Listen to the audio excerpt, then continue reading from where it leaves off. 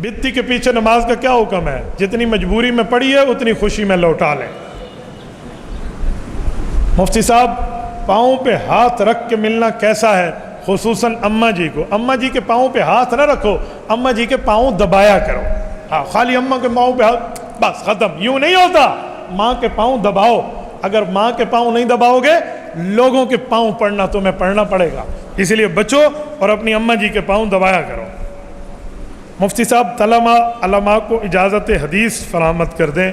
اجازت حدیث کے شرائط ہوتے ہیں، ایسی تھوڑی ہوتا ہے۔ میں حضرت مفتی غلام قادر رحمہ اللہ کے پاس اجازت حدیث کے لیے حاضر ہوا تھا، انہوں نے پوری شرائط بتائی تھی، ڈائریکٹ مجھے بھی اجازت نہیں دی تھی جب تک میں نے شرطیں پوری نہیں کی۔ شرطیں پوری ہوئی پھر سائیں حیدری شہید رحمۃ اللہ علیہ کی وجہ سے اجازت ملی۔ تو آپ شرائط کرا لینا کبھی علماء کی مجلس میں، تو انشاءاللہ اس پر بات کر لیں گے۔ مفتی صاحب قرآن مخلوق ہے یا نہیں؟ ابھی تک آپ کو یہ پتہ ہے؟ ہاں آپ کو ابھی تک یہی پتہ ہے؟ اور خدا کے بندے، قرآن اللہ کی صفت ہے، اور صفت متکلم اور موصوف کی ایک چیز ہوتی ہے۔ قرآن قدیم ہے، حادث نہیں ہے۔